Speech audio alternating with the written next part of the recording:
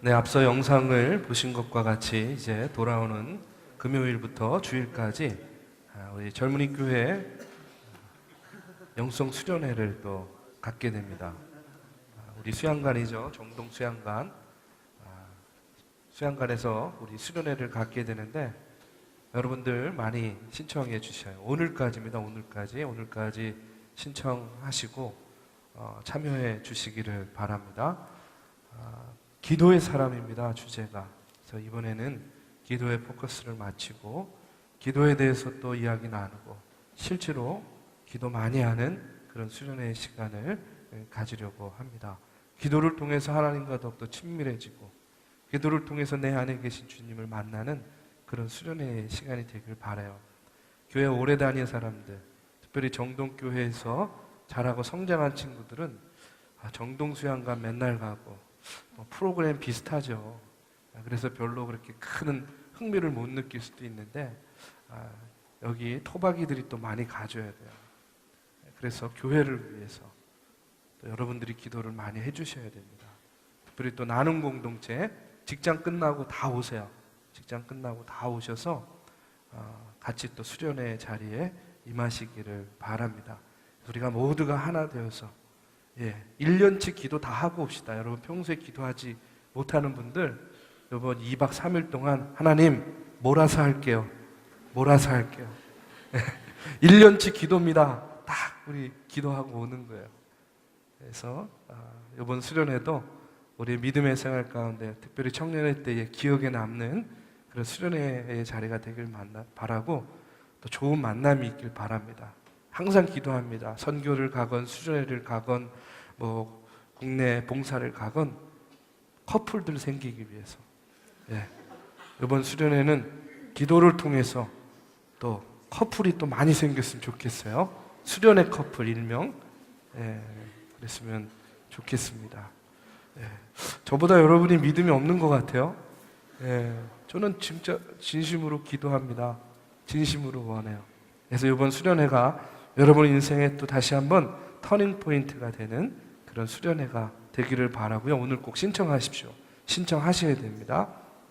자, 오늘 이 시간에는요, 우리의 이름은 이라는 제목을 가지고 사도행전 11장 19절에서 26절의 말씀을 가지고 은혜를 나누고자 합니다. 여러분 알다시피 모든 사물에는요, 또 생물에는 자신의 고유한 이름이 있습니다. 모든 사람들에게도 누구를 막론하고 이름을 다 가지고 우리가 있어요. 그런데 여러분 우리가 이름 석자만 있는 게 아니에요. 별칭도 있고 또 애칭도 있습니다. 우리가 가정 안에서 또 사회생활 속에서 또 교회 안에서 우리의 이름 외에 또 다르게 불려지는 우리의 별칭, 애칭 이런 것들 다 가지고 있어요. 여러분 다 있죠? 교회에서는요 대개 그런데 직분을 가지고 불러요. 집사님, 권사님, 장로님, 목사님 뭐 이렇게 부르는데 사실은 이렇게 직분, 이런 별칭이요 사실은 그냥 불려지는 게 아니라 그것을 통해서 그 사람의 캐릭터를 결정해 주기도 하죠.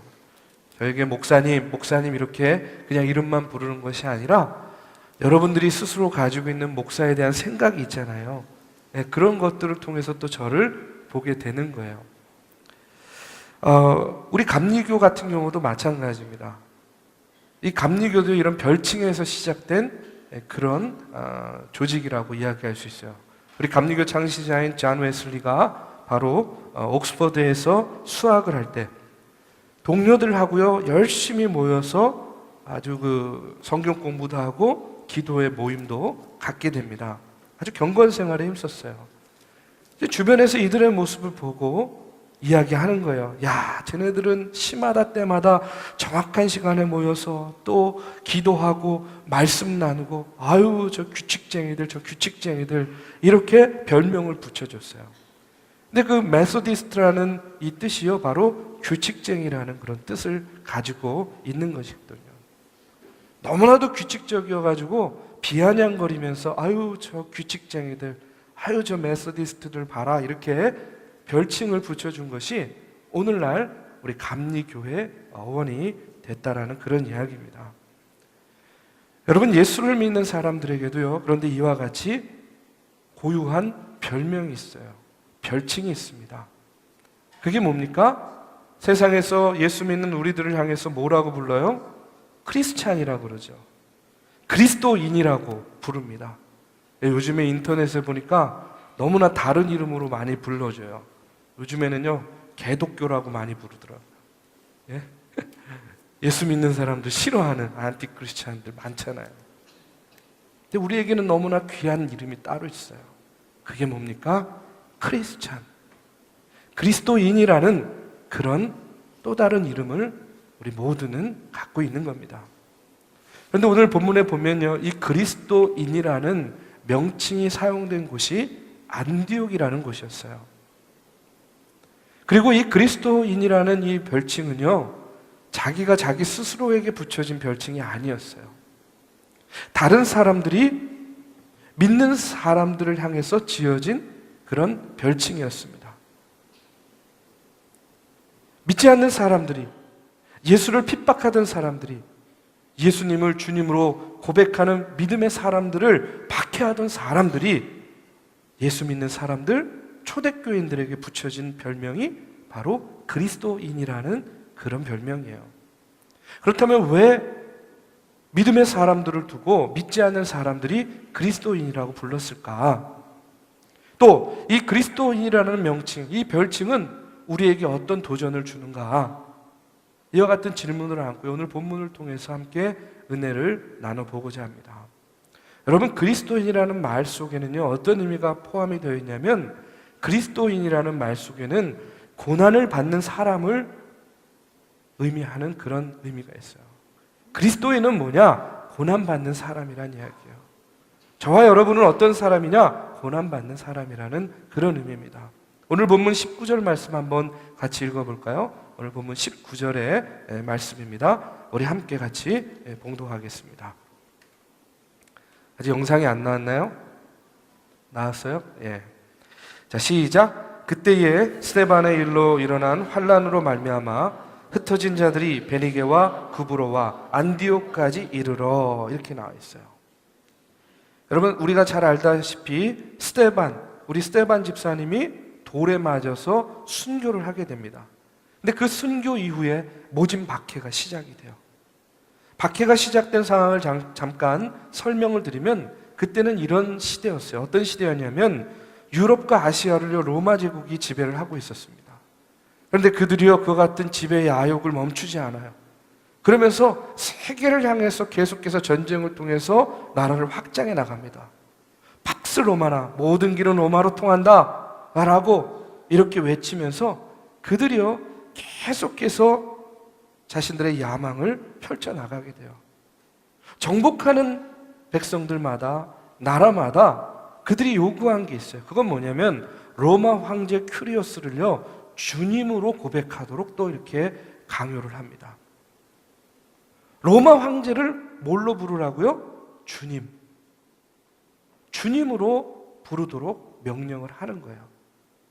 그런데 이와 같은 명령이요, 초대교인들에게는 대단히 큰 도전으로 받아들여진 거예요. 왜 그렇습니까? 여러분, 믿는 우리들에게 주님은 누구세요? 주님 한 분밖에 없는 거죠. 그 주님이 그 주님이죠. 믿는 우리들에게 주님은 누구십니까? 십자가에서 피 흘려 죽으셨다가 사흘 만에 다시 사신 예수 그리스도만이 우리의 주님이신 거예요. 우리가 주님으로 고백할 분은요, 바로 그 예수 그리스도 한 분밖에 없는 거예요. 그런데 그들을 향해서 누구를 주님이라고 고백하려는 거예요? 로마 황제를 주님으로 고백하려는 거예요. 할 수 있겠습니까? 안 되는 겁니다. 그렇기 때문에 초대교인들은 예수님 이외에 그 어떤 이도 주님이 될 수 없음을 천망하는 거예요. 우리에게 주님은 예수 그리스도 한 분뿐이십니다. 우리는 결코 로마 황제를 주님으로 고백할 수 없습니다. 로마 황제를 섬기는 일을 거부합니다. 그러다 보니까 어떻게 돼요? 그때부터 박해가 시작되는 거예요. 여러분, 물론 스데반은요 유대인들을 통해서 박해를 받았어요. 그러나 유대인들과 로마에 의해서 동시적인 박해가 바로 그때부터 초대교인들에게 더욱더 거세게 몰아닥치게 되는 겁니다. 이 박해가요 AD 313년에 로마 제국이 기독교를 공인하는 밀라노 칙령을 발표하는데 그때까지 계속됩니다. 수많은 믿음의 사람들이 모진 박해와 고난을 받게 되고요, 또 수많은 믿음의 사람들이 이 박해와 고난을 피해서 방방곡곡으로 흩어지게 돼요. 우리가 그 흩어진 유대인들을 뭐라고 이야기합니까? 디아스포라 유대인이다. 여러분 들어보셨죠? 디아스포라 유대인인 거예요. 흩어지는 거예요. 많은 사람들이 순교의 길을 걷습니다. 처음에 박해는요 예루살렘에서 시작됐고요, 이 박해를 피해서 사방으로 흩어졌는데 그들 중 일부가 어디에까지 이르냐면 바로 오늘 본문 말씀에 나오는 안디옥까지 이르게 된 겁니다. 그런데 특이한 것이 있어요. 그건 뭐냐면 사람이요 고난을 당하면요 그 고난을 준 원인에서 피하고 싶어요. 도피하고 싶어요. 그리고 그것에 대해서 언급하는 것 자체를 굉장히 싫어합니다. 그게 일반적인 심성이에요, 우리들의. 그런데 여러분, 지금 이 디아스포라 유대인 안디옥에까지 이르는 이 유대인들은요 지금 누구 때문에 고난을 받은 거예요? 예수님 때문이잖아요. 예수 믿는 것 때문에 고난받았잖아요. 예수 믿는 것 때문에 고난받고 예수님 때문에 박해받고 이제 고향까지도 등지고 낯선 땅에 오게 된 거예요. 그런데 중요한 것은 뭐냐면 자신들에게 그 고난의 원인이 되었던 예수님을요 여전히 그곳에서도 증거하고 있다는 거예요. 좀 전에 말씀드렸듯이 보통 우리네 성정은 어떤 겁니까? 나에게 고난을 준 원인이 있다면, 내가 그것을 피해서 다른 곳으로 도망갔다면, 이주했다면, 내 환경을 바꿨다면요 그것에 대해서 언급하고 싶지 않아요. 다시 생각하고 싶지 않거든요. 그런데 이들은 달랐어요. 예수님 때문에 고난받고 예수님 때문에 박해받고 또 예수님 때문에 고향을 등지고 이 낯선 땅에까지 왔음에도 불구하고 어떻게 했느냐? 여전히 그곳에서 예수님을 전하고 있는 거예요. 여러분, 이들이요 이 고난 가운데서도 예수님을 놓지 않았던 이유가 무엇입니까? 그것은요 그들의 마음 가운데 믿음과 확신이 있었어요. 어떤 믿음과 확신이냐면, 나의 주 예수 그리스도께서 나를 위해서 이 땅에 오시고 이 땅의 모든 이들을 구원하시기 위해서, 영생을 주시기 위해서 십자가의 고통을 먼저 당하셨고 죽으셨지만 다시 3일 만에 부활하셔서 영광 중에 나타나신 것처럼 오늘 우리가 비록 이와 같은 어려움과 고난을 당하고 있지만 우리도 반드시 이 고난 속에서 승리할 것이다, 회복될 것이다, 주님의 영광에 참여할 것이다 라는 그런 믿음과 확신이 이들에게 있었다는 거예요. 그런 믿음과 확신이 있었기 때문에 고난 가운데서도요 이들은요 여전히 예수 그리스도의 이름을 증거하는 겁니다. 열심을 다해서 사람들을 향해서 안디옥 사람들에게 하나님의 복음을 전하는 거예요. 이런 믿음의 사람들을 보면서 이 안디옥 사람들이 이야기하는 거예요. 야, 저들 좀 봐. 야, 쟤네 좀 봐. 예수님 때문에, 예수 때문에 그토록 고난을 받았으면서도, 그 예수 때문에 고향까지 등지고 여기까지 피신해 왔으면서도 저들은 여전히 예수를 그리스도라고 고백하고 소리 높여 전하는구나. 아, 저 못 말릴 그리스도인들 좀 봐. 이렇게 이 안디옥 사람들이, 믿지 않는 사람들이 여전히 고난 가운데서도 하나님의 복음을 전하고 증거하는 크리스찬들을 향해서 아, 저 그리스도인들 좀 봐 하면서 지어준 이름이 바로 그리스도인이라는 이름인 거예요. 이것이 그리스도인이라는 이름으로 처음으로 불려지기 시작했던 바로 그 이유입니다. 초기 그리스도인들이요, 주님을 위해서 고난을 받으면서도 더 주님을 사랑하게 되었다라는 여러분 이 놀라운 역설 앞에서요. 오늘 우리는요, 우리의 자신을 진지하게 다시 한번 돌아봐야 됩니다. 제가요, 제 짤막한 목회의 경험을 통해서 많은 것들을 느끼지만 이런 생각을 합니다. 정말로요, 고난마저 감수하고 주님을 섬기지 않고 또 주님의 몸된 교회를 위해서 희생하지 않고서는요, 그 신앙이 자라는 것을 제가 본 적이 없어요. 다른 말로 하면 주님을 위해서 희생하고 주님을 위해서 어려움도 기꺼이 감당하는 사람, 주님의 몸된 교회를 위해서 희생하고 어려움도 기꺼이 감당한 사람들이 믿음이 자라고 성장하더라고요. 여러분에게 묻습니다. 여러분 주님을 사랑하십니까? 여러분 주님 사랑하세요? 그렇다면요, 주님을 위해서 고난을 받아보십시오. 여러분 주님의 몸된 교회, 이 젊은이 교회 사랑하십니까? 아멘 소리가 확 줄었어요. 예수님은 사랑하는데 젊은이 교회는 글쎄, 뭐 이런 분위기인데, 여러분 젊은이 교회 사랑하십니까? 그렇다면요, 이 젊은이 교회를 위해서 여러분 한번 희생하고 고난 받아보세요. 그러면요, 여러분의 사랑이요, 훨씬 더 잘할 거예요. 여러분의 믿음이 더 커질 겁니다. 교회에 정이 안 든다고 이따금씩 불평하는 사람들이 있어요. 그런 사람들을 위해서요, 이야기합니다. 교회를 위해서 고난당한 경험, 교회를 위해서 희생한 경험을 가져보세요. 그러면요, 교회의 정이 확 듭니다. 주님의 일을 감당하는 고난의 현장에 여러분 동참해 보십시오. 땀 흘려 사역하고 봉사하는 현장에 여러분 한번 참여해 보세요. 여러분 선교회도 한번 참여해 보시고, 여러분 국내 선교 가서 한번 같이 땀 흘려 보세요. 수련회도 참석해서 함께 부딪히고 같이요 한번 목 놓아 하나님 부르면서 한번 기도해 보세요. 시간을 드리고 여러분 물질을 드리고 여러분 한번 땀을 같이 흘려 보세요. 그러면 여러분 사랑하게 됩니다. 때로는 그렇게 봉사하고 헌신하면서 상처도 받아보시고, 때로는 열심히 봉사하고 헌신하는 가운데 가슴 시린 경험도 한번 해보십시오.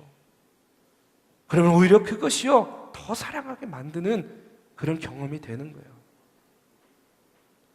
저도요, 제가 안양으로 첫 목회를 나갔을 때, 제가 목회를 나간 곳이요, 상가 3층에 있는 한 20평 남짓한 아주 자그마한 교회였어요. 워낙 좁은 곳이에요. 뭔가 좀 변화를 주고 싶은데 해마다 딱히 변화를 줄 게 없었어요. 그래가지고 찾아낸 일이 뭐냐면, 그래 공간도 좁고 그러니까 한번 이 제단을 좀 줄여보자. 나무로 짜놓은 제단이었거든요. 그래가지고 그 제단을 조금 줄이기로 했어요. 강대상만 딱 올려놓을 수 있을 정도의 사이즈로 줄이면 다른 공간이 조금 여유가 있어지겠지. 그래서 제단을 줄이기로 했어요. 또 뭐 할 게 없나 보니까, 그래 페인팅을 한번 해보자. 네, 그래가지고요 페인트 사다가 열심히 페인트 칠하고, 할 줄도 모르는 그런 못질, 뭐 톱질 이런 거 우리 권사님 도움 받아서 하면서 제단 줄이는 작업을 했어요. 근데 하면서 엄청 후회했습니다. 괜한 일을 벌여가지고 안 하던 일을 해보니까 너무 힘든 거예요. 아무리 좁은 공간이라도 천정부터 벽까지 페인팅하는 게 모두 힘든 일이 아니더라고요. 엄청 후회했습니다. 괜한 일 벌여가지고. 그래가지고요 일단 다 해놓으니까 온 몸이 삭신이 쑤시는 거예요. 일주일 넘게 그냥 근육통 때문에 얼마나 고생하는지 몰라요. 근데 그 주 주일날요 이제 교인들이 오는 거예요. 교인들이 들어오면서 우와, 교회가 환해졌네. 페인팅 다시 했으니까. 강대상이 바뀐 거예요. 제단이 좁게, 작게. 그러다 보니까 성가대석이 더 넓어졌어요. 그랬더니 우와, 앞에도 바뀌었네? 이러면서 굉장히 좋아하더라고요. 기뻐하더라고요. 그런데 그 기뻐하는 교인들 한 사람 한 사람의 모습을 보고 얼굴을 보니까 마치 근육통이 훈장처럼 느껴지는 거예요. 저도 기분이 너무 좋은 거예요. 교인들의 기뻐하는 모습, 교인들의 웃는 모습 하나하나를 보니까 야, 앞으로도 내가 몸이 조금 고달파도 이 조그마한 교회지만 이 교회를 위해서 내가 할 일을 해야 되겠다 하는 의지가 엄청 불타더라고요. 또 이런 경험도 있어요. 수원에서 다니는 어느 집사님 가정이 있었어요. 참 제가 많이 아끼고 사랑하던 집사님이었습니다. 얼마나 아끼고 사랑했냐면 제가 운전도 옆에서 가르쳐줬어요. 물론 남자 집사님입니다. 여러분, 아내도 운전은 가르쳐주지 않는다 그러잖아요. 그런 일을요, 제가 그 집사님을 너무 아끼고 사랑해서 옆에 보조부로의 기도 없는 제 차를 가지고 이분 운전을 가르쳐줬어요. 여러 번 죽을 뻔했습니다. 여러 번 죽을 뻔했고요. 하마터면 이 집사님하고 의두상할 뻔했어요. 정말로. 밟아요, 밟아. 뭐 하는 거예요 지금? 막 이러면서 막 가르치니까 나도 모르게. 그 정도로 애정을 가졌어요. 근데 한 2년인가 3년인가 같이 좋게 목회를 잘하고 지냈는데 IMF가 터졌어요. 근데 이분이요, 직장을 잃었습니다. 직장을 잃게 되니까 얼마나 염려가 돼요. 그래서 시마다 때마다 기도했어요. 아무개 집사님을 위해서, 그 가정을 위해서 우리 같이 기도합시다. 참 열심히 기도했어요. 뭐 갖다 줄 거 없나? 뭐 하나 선물로 들어오면 잘 보관해 놨다가 속회 때 오면 원래 이렇게 주고, 참 많은 사랑과 애정을 쏟았어요. 근데 하루는 이제 속회로 모이게 됐는데 속회가 끝난 다음에 그분이 얘기하는 거예요. 그땐 제가 전도사 때였는데, 전도사님 할 얘기가 있어요. 그래서 뭐예요? 그랬더니 전도사님, 제가 이제 오늘까지만 이 교회를 나오고 더 이상은 못 나올 것 같다는 거예요. 그래서 이유가 뭐냐고 물어봤어요. 그랬더니 뭐 별의별 이유를 다 대는데 제가 마음에 드는 생각은 마음이 떠났구나, 이런 생각이 드는 거예요. 못 나오는 여러 가지 다른 것들은 그냥 핑계에 지나지 않고 마음이 떠난 거예요. 그런데 뭐 여러 가지 다 이제 차치하고 속회를 끝나고, 그때 겨울이었는데 저희 집까지 한 10분 정도 걸어가는데 나도 모르게 눈물이 나는 거예요. 나도 모르게 막 눈물이 나요. 너무나 서운한 것도 있고, 또 사랑했던 개척교회니까 한 성도 한 성도가 얼마나 소중하고 귀하겠습니까? 예? 매주에 한 20명 나와가지고 드리는데 그 가정이 다 안 나오게 됐어요. 너무나 서운하고 눈물이 막 나는 거예요. 마음이 너무 아픈 거예요. 그러면서 딱 생각나는 말이 있었어요. 선배들이 항상 해주던 말 중에 이런 말이 있었어요. 교인은 믿음의 대상이 아니라 애정의 대상이야 하는 그런 말을 선배님들이 많이 해줬거든요. 그 말이 마음속에 다 떠오르는 거예요. 내가 그 집사님을 너무 믿었나 보다. 내가 너무 믿었구나. 그러니까 나에게 이런 마음이 들지 하는 그런 생각을 하면서 제가요, 한 10분 집까지 걸어가는 내내, 제가 그때 30살 먹은 총각이었거든요. 근데 막 울면서 가는 거예요. 울면서 집까지. 집에 가가지고 집에 딱 문 열고 들어가가지고요, 엉엉하면서 울었어요. 그런데 그 다음에 남아있는 교인들 주일날 나와서 예배드리는 그 교인 한 사람 한 사람 얼굴을 보는데 얼마나 더 소중한지 몰라요. 얼마나 더 소중한지. 함께 예배드릴 수 있는 것, 조그만한 개척교회지만 함께 신앙생활 할 수 있는 것 그 자체가 얼마나 감사하고 소중한지 모르겠더라고요. 여러분, 제가 왜 이런 얘기를 드리냐면요, 저와 여러분의 삶 속에, 저는 이제 목회를 하면서 경험한 것들을 이야기했지만, 여러분이 세상 가운데에서 믿음의 생활을 경주하는 가운데 여러분들 예수님 때문에, 예수 믿는 것 때문에, 또 교회에 나오기 위해서, 신앙을 지키기 위해서 여러분이 세상 가운데 당했던 불이익들은 또 얼마나 많이 있겠습니까? 인간관계 속에서, 공동체 속에서 당했던 여러분 상처와 아픔이 왜 없겠냐고요. 저만 있는 게 아니에요. 여러분들에게도 여러 가지 이야기할 것들이 많이 있을 거예요. 여러분의 삶 속에 분명히 예수 그리스도로 인하여 받은 상처가, 그리고 그리스도의 복음을 인하여 생긴 고난의 흔적이 분명히 있을 거라는 거예요. 그런데 만약 여러분의 삶 가운데 그와 같은 상흔이 여러분에게 있다고 한다면 여러분이야말로 진정한 그리스도인이라는 겁니다. 그 상처와 그 흔적이 바로 여러분이 그리스도임을 나타내주는 표식이라는 거예요. 왜냐? 바로 그리스도인은 바로 고난받는 사람을 의미하기 때문에 그렇습니다. 여러분에게 고난의 상처가 있다면, 예수님 때문에 받은 그런 상처가 있다면, 여러분 그것이 나로 하여금 더 그리스도인 되게 만드는 그런 표시임을 여러분 기억하시기 바랍니다. 두 번째로요, 그리스도인이란 그리스도께 속한 사람을 의미합니다. 그리스도인은 그리스도께 속한 사람이에요. 여러분 오늘 본문 23절의 말씀에 보면 안디옥 교회의 사역자 가운데 한 사람이었던 바나바의 말을 인용하는 그런 대목이 있어요. 우리 한번 같이 봉독하겠습니다. 자, 시작. 그가 이르러 하나님의 은혜를 보고 기뻐하여 모든 사람에게 굳건한 마음으로 주와 함께 머물러 있으라 권하니. 지금 뭐라고 이야기합니까?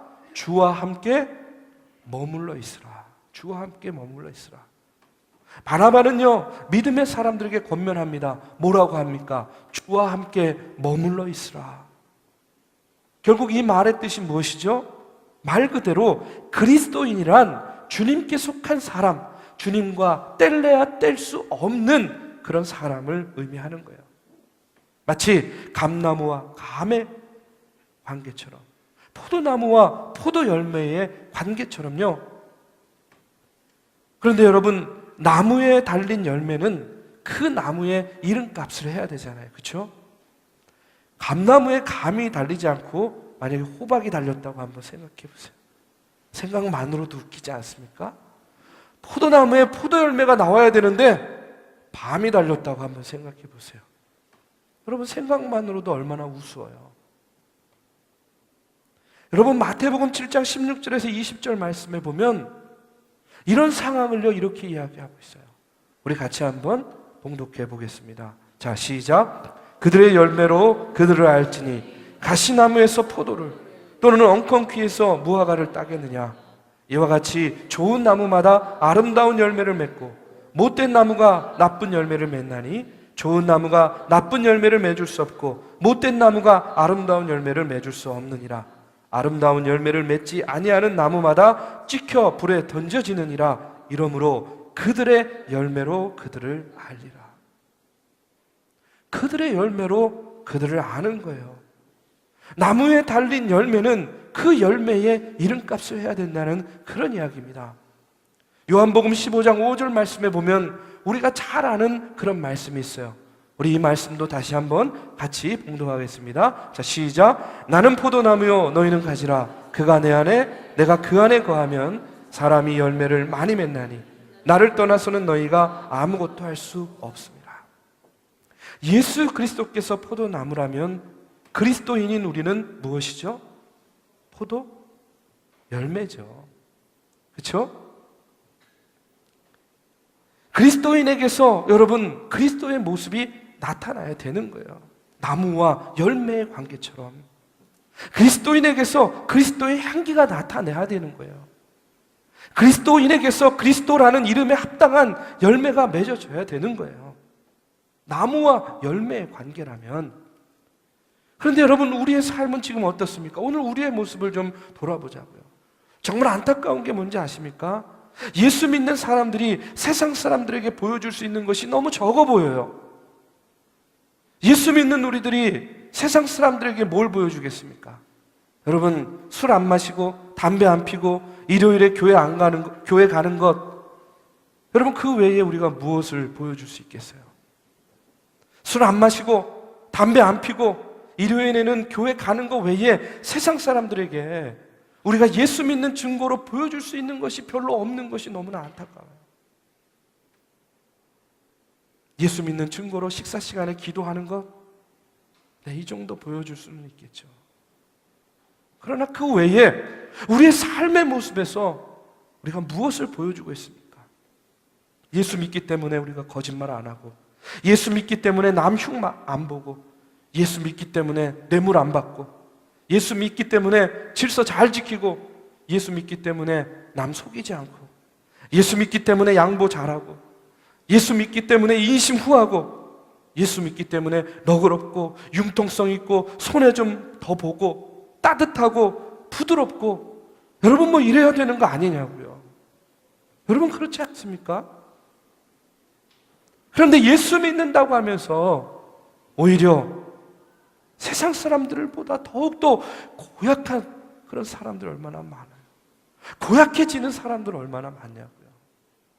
예수 믿는다고 하면서 마음보를 고약하게 쓰는 사람들 저 얘기일 수도 있어요. 아니 제가 그렇습니다. 도대체 예수 믿지 않는 사람들에게 예수 믿는 사람으로서 보여줄 수 있는 게 너무나 적고 너무나 부족해 보인다는 거예요. 사랑하는 우리 믿음의 청년 여러분, 우리가 예수님을 그리스도로 나의 주님으로 고백한 그 순간부터 우리에게는요 그리스도인이라는 이름이 주어졌다는 사실을 우리가 명심해야 됩니다. 그리고 예수님께 우리가 접붙여져서요 그리스도인이라는 이름에 걸맞는 열매를 우리가 맺어야 되는 거예요. 오늘 우리의 삶이요, 오늘 우리의 모습이 그리스도인으로서 열매 맺는 삶을 우리가 살아가고 있습니까? 여러분, 우리의 삶의 열매가 우리가 그리스도인인지 아닌지를 가늠해 주는 거예요. 바라기는요, 저와 여러분이요 예수 그리스도께 접붙여져서요 우리의 열매가 다른 이상한 열매가 아니라 그리스도의 열매가 맺어지기를 주님의 이름으로 축원합니다. 마지막으로요, 그리스도인이라는 이름은요 주님의 이름을 전파하는 사람을 의미하는 거예요. 여러분, 전에 일본 선교 갔을 때 이와키라는 지역을 간 적이 있어요. 근데 그곳은요 어떤 곳이냐면 쓰나미 또 원전 사태로 인해서 더 이상 후쿠시마에서 살 수 없는 사람들이 피난을 왔어요. 피난을 와가지고 이제 거기에서 이제 집단 생활을 하는데, 거기 가서 일본 사람들을 만날 수 있었습니다. 모두 다 마음에 상처들이 있어요. 아픔이 있어요. 그래서 오히려 그 상처들을 빨리 잊고 가급적이면 빨리 정착하고 싶어하는 사람들이에요. 비록 낯설고 좀 모르는 그런 지역으로 왔지만 새로운 삶을 시작하고자 아주 안간힘을 쓰고 있는 그런 일본 사람들을 만났습니다. 제가 왜 이런 이야기를 드리냐면요, 여러분 어떤 경우든지요 자기가 살던 고향이나 나라를 포기하고 피신해서 온 사람들에게 있어서 가장 중요한 과제가 무엇이겠습니까? 빨리 새로운 곳에 정착하는 거예요. 살 곳을 만들고 먹을 것 걱정 없게 만들고 새로운 삶을 시작하는 겁니다. 고통과 어려움이 있어서 이주해 왔다면 그 고통과 그 고난의 흔적을 빨리 지우는 거예요.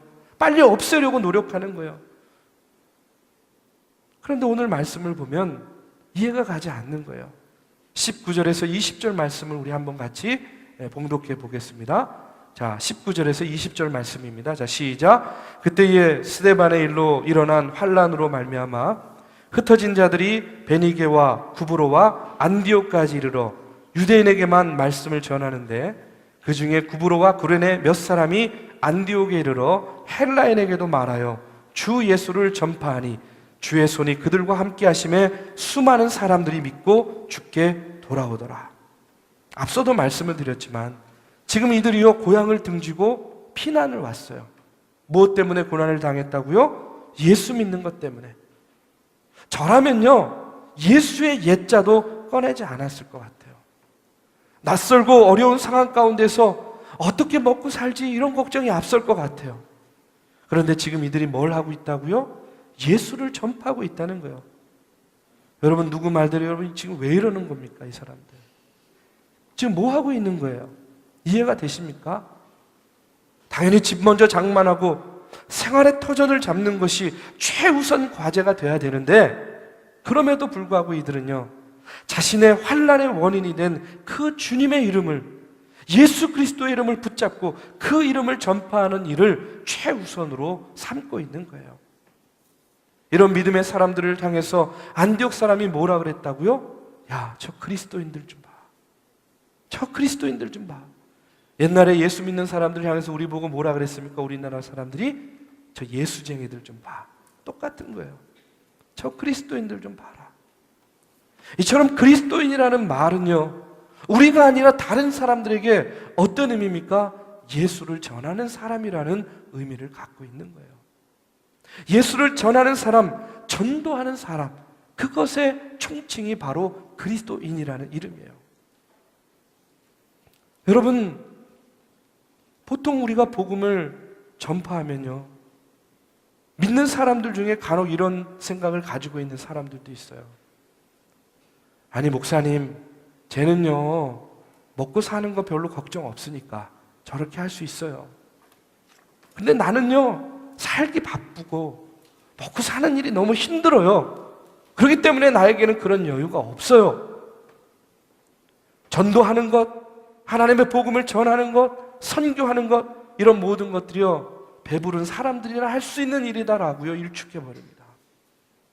근데 여러분, 정말로 복음을 전하는 일이, 정말로 선교하는 일이 한가한 사람들만 가능한 일입니까? 먹고 사는 문제 다 해결된 사람들만 할 수 있는 일입니까? 아니에요. 그렇지 않습니다. 오늘 본문에 등장하는 이 초대교인들을 한번 보십시오. 그리고 저들의 고백에 여러분 한번 귀를 기울여 보십시오. 이들이 뭐라고 고백합니까? 예루살렘에서의 나의 주님은 안디옥에서도 나의 주님이 되십니다. 고백합니다. 평탄한 가운데 있을 때에 나의 주님은 인생의 역경 가운데서도 변함없이 나의 주님이십니다. 젊은 날의 나의 주님은 이제 내 인생의 석양 속에서도 변함없이 나의 주님이 되십니다. 십자가에 달리신 예수, 그분은 하나님의 아들이시고 살아계신 나의 구세주시고 유일무이한 나의 주님이십니다. 나는 주님을 전파하지 않을 수 없습니다. 주 예수를 믿으십시오. 그래야 하면 당신과 당신의 집이 구원을 얻습니다. 예수님만이 유일한 구원자시고 참 생명이 되십니다. 그 옛날 예수 그리스도를 증거하는 이 초대교인들의 모습을 보시고요, 바로 그와 같은 이유로 그리스도인이라고 불리워졌던 이 초대교인들의 모습이요, 오늘 저와 여러분의 신앙생활의 모습 가운데, 우리의 믿음의 경주 가운데도요, 이와 같은 모습이요, 우리를 통해서 나타나기를 간절히 바랍니다. 그리고 이제 우리들도요, 우리의 닫혀진 입을 열어서 예수를 그리스도로 고백하시기를 바랍니다. 이제 이번 주의 수련회 가서도요, 마음껏 우리의 입술을 열어서 기도하시기 바라요. 주의 이름을 위해서, 주의 몸된 교회를 위해서 고난과 희생마저도 감미롭게 받을 줄 아는 사람, 그리스도의 이름으로 주의 모습과 향내를 모든 이들에게 전해주는 사람, 그리고 기도로 품은 내 아버지, 내 어머니, 내 형제자매, 내 직장 동료, 내 친구가 나를 통해서 하나님의 복음을 들을 수 있도록 그들에게 복음을 전하는 사람, 바로 나 그리스도인이 되게 해달라고 여러분 입술을 열어서 고백하시고 기도하시기를 바랍니다. 저와 여러분의 또 다른 이름이 있습니다. 오늘 우리의 이름이 또 있습니다. 저에게는 이형로라는 이름 외에 바로 그리스도인이라는 이름이 주어졌습니다. 고난 가운데서도, 어려움과 환난 가운데서도 바로 그 이름에 합당한, 우리에게 주어진 그리스도인이라는 이름에 합당한 열매를 맺어가는 저와 여러분이 되기를 주님의 이름으로 축원합니다. 이 시간에 우리 함께 찬양하고 기도하는 그런 시간을 갖도록 하겠습니다. 오늘의 말씀을 기억하면서 안디옥 교인들이 가졌던 그 믿음을 나에게도 허락하여 주시옵소서. 고난과 환난 가운데서, 어려움 가운데서도 그치지 않고 하나님의 복음을 전하고 증거한 것처럼 오늘 우리의 삶 가운데서도 내 입술을 열어 예수 그리스도의 복음을 전하고 증거하는 그리스도인이 되게 하여 주시옵소서. 시간 함께 기도하시기 바랍니다. 함께 찬양하고 기도할 때에 주의 성령께서 함께 하실 줄로 믿습니다. 우리 다 자리에서 일어나셔서 함께 주님의 이름을 부르며 함께 큰 소리로, 큰 목소리로 함께 찬양하시겠습니다. 주님 큰 영광 받으소서. 주님 큰 영광 받으소서. 홀로 찬양 받으소서. 모든 이름 위에 뛰어난 그 이름, 온 땅과 하늘이 다 찬양해. 겸손하게 우리 무릎 꿇고 주 이름 앞에 영광 돌리세. 모두 전하세 독생자 예수. 주님께 찬양 드리리. 모든 영광과 존귀와 능력 받으소서.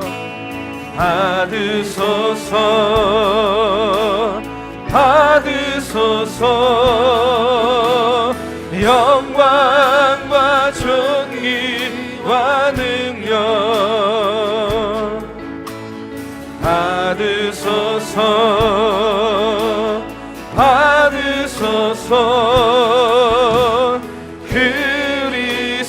그리스도 살아계신 하나님. 우리 다시 한번 찬양합니다. 주님 큰 영광, 주님 큰 영광 받으소서. 홀로 찬양 받으소서. 이름 위에 뛰어난 그 이름, 온 땅과 하늘이 다 찬양해. 겸손하게 우리 무릎 꿇고 주 이름 앞에 영광 돌리세. 모두 전하세 독생자 예수. 주님께 찬양 드리리. 모든 영광과 존귀와 능력 받으소서. 주님 받으소서.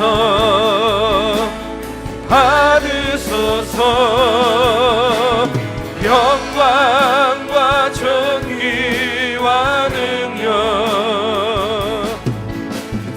받으소서.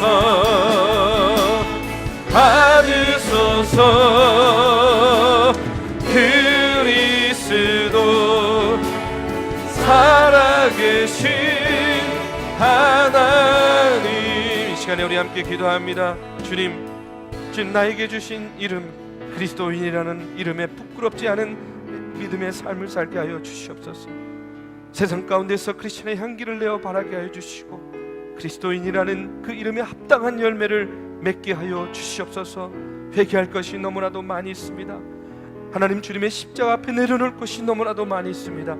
이 시간 기도하며 주님의 십자가 앞에 나의 죄를 고백하고 주님께 회개하며 나아갈 때에 주의 성령께서 마음을, 생각을 어루만져 주시고 주장하여 주시옵소서. 그리스도인이라는 이름에 합당하게 살아가기를 다짐하고 결단하는 귀한 시간 되게 주여 인도하여 주시옵소서. 이 시간 우리 주님의 이름을 부르며 기도할 때에 주의 성령께서 오늘 우리와 함께하여 주실 줄로 믿습니다. 함께 기도하시겠습니다. 사랑의 주님, 아버지 하나님의 주님의 은혜와 사랑 가운데에 하나님 아버지 하나님, 오늘도 주의 전에 나와 하나님 아버지 주님의 이름을 부르며 기도합니다.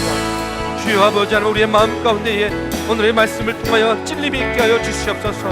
주님을 위하여, 주님의 몸된 교회를 위하여 아버지 고난받는 고난의 흔적이 있게 하여 주시옵소서. 아버지 하나님의 주님 때문에 불이익을 당하고 예수 믿는 것 때문에 어려움을 당하고 아버지 하나님의 주님의 몸된 교회를 섬기며 아버지 하나님의 주의를 성수하기 위해, 주님의 일을 감당하기 위해 나에게 고난당하는 흔적이 있다면 바로 나는 하나님의 자녀요 예수 그리스도의 자녀임을 아버지 하나님이 알 수 있습니다. 주여 그리스도 안에 단기 아버지 하나님의 그리스도인의 아버지 하나님의 삶의 고난의 흔적들이 내 삶 가운데, 내 아버지 하나님의 삶의 흔적 가운데에 나타나도록 주여 인도하여 주시옵소서. 하나님의 그리스도께 속한 사람으로 하나님의 주님의 열매를 맺게 하여 주시옵소서. 아버지 하나님의 열매 맺지 못하는 나무는 아버지 잘려지고 아버지 불에 던져 사른다고 하셨사오니 주여 아버지 하나님 그리스도의 열매를 맺어지기 위해서 우리가 예수 그리스도를 더욱더 알게 하여 주시고 깨닫게 하여 주시고 만나게 하여 주시고 경험하게 하여 주시옵소서. 하나님 아버지, 우리가 아버지 하나님의 예배를 통하여 기도를 통하여 아버지 찬양을 통하여 우리의 삶의 순간순간 주님을 만나고 주님을 경험하는 믿음의 삶을 경주하게 되기를 간절히 원하오니 주님 인도하여 주시고 주님 아버지 역사하여 주시어서 나의 삶에 나의 믿음 가운데에 주여 아버지 하나님이여 참으로 하나님의 열매를, 크리스천의 열매를 가득 맺는 주님의 귀한 아버지 하나님의 자녀가 되게 하여 주시옵소서. 아버지 하나님이여 우리의 순간순간 우리의 삶의 자리에서 예수 그리스도의 향기를 바라며 주님의 복음을 전하고 증거하는 주님의 귀한 자녀가 되기를 간절히 원합니다. 내가 마음에 품고 기도하는 나의 부모님, 나의 형제 자매, 또한 나의 직장 동료, 나의 친구들에게, 내 삶의 이웃들에게 내가 믿는 하나님, 내가 경험한 주님, 나에게 아버지 고난과 환난 가운데서도 결코 놓칠 수 없고 아버지 하나님이여 따르지 않을 수 없는 그 주님을 아버지 하나님이여 전하고 증거하는 귀한 믿음의 자녀들 되도록 주님 인도하여 주시옵소서. 오늘 나를 통하여, 오늘 아버지 하나님 나의 행동을 통하여 나에게 새롭게 주신 그리스도의 이름이라는, 그리스도인이라는 이름에 합당한 믿음의 삶을 공유해 나가도록 주여 아버지 하나님 인도하여 주시옵소서. 받으소서, 받으소서. 그리스도 살아계신 하나님.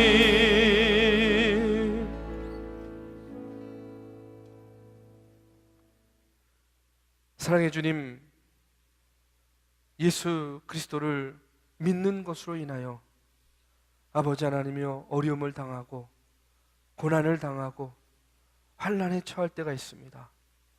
그러나 그 고난의 흔적이 내가 바로 그리스도임을 증거하는 흔적임을 기억하게 인도하여 주시옵소서. 더욱더 아버지 하나님이여 주님을 위하여, 또 주님의 몸된 교회를 위하여, 주의 복음을 위하여 우리가 아버지 하나님의 노력하게 해 주시옵소서. 최선을 다하게 인도하여 주시옵소서.